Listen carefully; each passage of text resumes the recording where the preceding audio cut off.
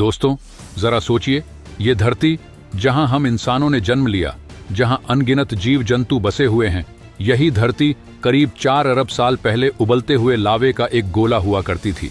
एक ऐसा गोला जहां जीवन का कोई नामो निशान नहीं था। अब सवाल उठता है कि आखिर ये लावे का गोला ऐसा कैसे बदल गया कि आज यहां अनेकों जीव जंतु, हरे भरे पेड़ पौधे, नदियां, झरने, ये पहाड़ों के खूबसूरत नज़ारे कैसे पैदा हो गए। हमारे लिए जीवन का आधार पानी कहाँ से आया, चांद का निर्माण कैसे हुआ, और ये सब हमारे सूरज और सौर मंडल की उत्पत्ति से कैसे जुड़े हैं। आइए आज इस वीडियो में इन सभी सवालों का जवाब जानने की कोशिश करते हैं। लेकिन वीडियो में आगे जाने से पहले अगर आपको भी अपने देश पर गर्व है तो वीडियो को लाइक करके कमेंट बॉक्स में जय हिंद जरूर लिखें, क्योंकि जय हिंद कहना हम सब के लिए गर्व की बात है। दोस्तों सोचिए, करीब 4 अरब 60 करोड़ साल पहले हमारी सोलर सिस्टम का कोई अस्तित्व नहीं था। चारों ओर बस अंधकार था, गहरी, शांत और खाली जगह। इस शून्य में केवल गैस और धूल का एक विशाल बादल था, जिसे आज हम सोलर नेबुला कहते हैं। हिंदी में इसे नीहारिका कहते हैं। इस बादल में हाइड्रोजन और हीलियम सबसे अधिक मात्रा में थे। ये बादल लाखों सालों तक अंतरिक्ष के अंधकार में शांतिपूर्वक यात्रा कर रहा था। लेकिन एक दिन अचानक एक बड़ा विस्फोट हुआ। नहीं, ये बिग बैंग नहीं था, ये एक सुपरनोवा था। एक मरते हुए तारे ने हमारे सोलर नेबुला के पास विस्फोट किया। इस विस्फोट से उठी शॉकवेव्स ने सोलर नेबुला में गुरुत्वाकर्षण अस्थिरता पैदा कर दी। बादल के कुछ हिस्सों में गैस और धूल संकुचित होने लगे। धीरे धीरे पूरा नेबुला अंदर की ओर गिरने लगा और उसकी गैस और धूल घूमने लगी। इस प्रक्रिया ने एक चपट्टी डिस्क का रूप ले लिया, जिसे प्रोटोप्लैनेटरी डिस्क कहा जाता है। इस डिस्क के केंद्र में दबाव और तापमान बढ़ने लगा और अंततः एक प्रोटोस्टार का जन्म हुआ। धीरे धीरे नेबुला के अधिकांश तत्व केंद्र की ओर खींचने लगे। केंद्र इतना संकेंद्रित हो गया कि वहां हाइड्रोजन का परमाणु संलयन यानी न्यूक्लियर फ्यूजन शुरू हो गया।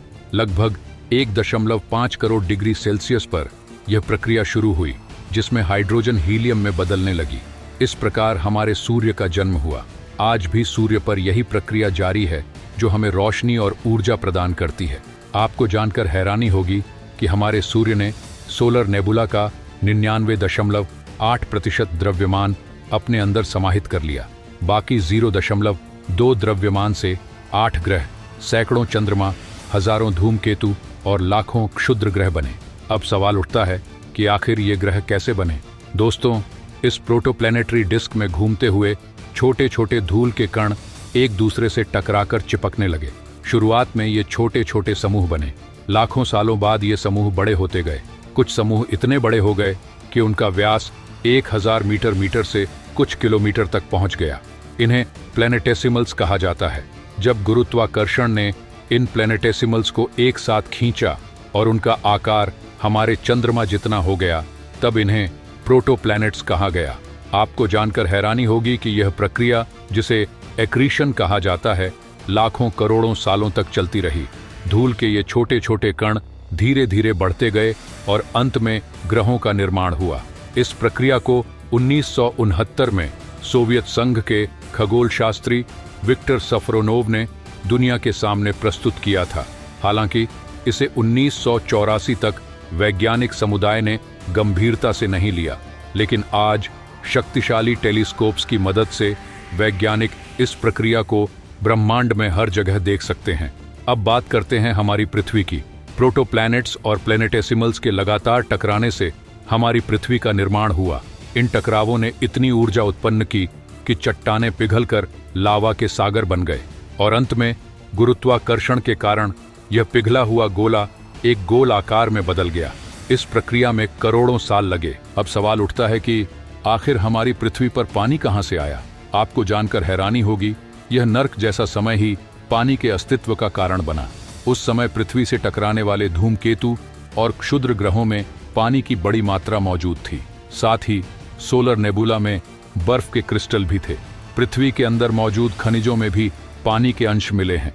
इन टकरावों के कारण पानी वायुमंडल में भाप बनकर गया और बाद में बारिश के रूप में धरती पर लौटा। यही वह समय था जब पृथ्वी ने महासागरों का रूप लेना शुरू किया। यह काल 4 अरब 60 करोड़ साल पहले से 4 अरब साल पहले तक चला। यह नाम ग्रीक भगवान हैडिस के नाम पर रखा गया, क्योंकि यह युग नर्क जैसा था। पृथ्वी लगातार बड़े बड़े प्लैनेटेसिमल्स से टकरा रही थी, जिनमें से कुछ 100 से 200 किलोमीटर व्यास के थे।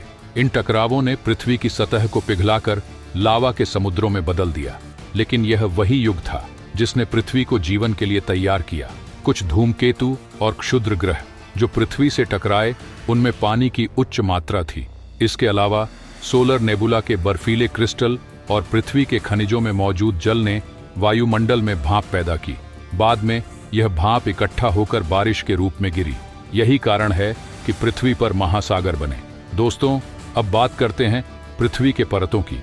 आज हम जानते हैं कि पृथ्वी में 3 मुख्य परतें हैं, क्रस्ट, मेंटल और कोर। लेकिन इन परतों का निर्माण कैसे हुआ? दोस्तों, पृथ्वी के बनने के बाद भारी तत्व जैसे कि लोहा और निकल धीरे धीरे अंदर की ओर चले गए और कोर का निर्माण किया। वहीं हल्के तत्व जैसे सिलिकॉन, ऑक्सीजन और एल्यूमिनियम ऊपर की ओर आए। दोस्तों, पृथ्वी के अंदर हो रहे बदलावों ने इसकी सतह को भी प्रभावित किया। शुरुआती समय में ज्वालामुखी विस्फोटों ने भारी मात्रा में गैसों को वायुमंडल में छोड़ा। पानी की भाप, कार्बन डाइऑक्साइड और मीथेन जैसी गैसें वायुमंडल का हिस्सा बनी। धीरे धीरे पानी की भाप संघनित होकर बारिश के रूप में गिरी और महासागर बने। इस सब के बीच एक और महत्वपूर्ण घटना हुई, चंद्रमा का निर्माण। वैज्ञानिक मानते हैं कि पृथ्वी के बनने के कुछ समय बाद एक बड़ा ग्रहाकार पिंड, जिसे थिया कहते हैं, पृथ्वी से टकराया। इस टकराव के परिणाम स्वरूप पृथ्वी का एक बड़ा हिस्सा टूटकर अंतरिक्ष में चला गया और धीरे धीरे यह टुकड़ा चंद्रमा के रूप में बदल गया। दोस्तों, चंद्रमा का हमारे जीवन पर गहरा प्रभाव है। यह न केवल पृथ्वी की धुरी को स्थिर रखता है, बल्कि ज्वार भाटे को नियंत्रित करता है। ज्वार भाटे ने समुद्र में जीवन को जमीन पर आने में मदद की, जिससे जीवन का विकास संभव हुआ। आपकी जानकारी के लिए बता दूं कि प्रारंभिक पृथ्वी पर वातावरण बहुत विषैला था, लेकिन समय के साथ सूर्य के प्रकाश और पानी की उपस्थिति में रासायनिक प्रतिक्रियाएं हुईं।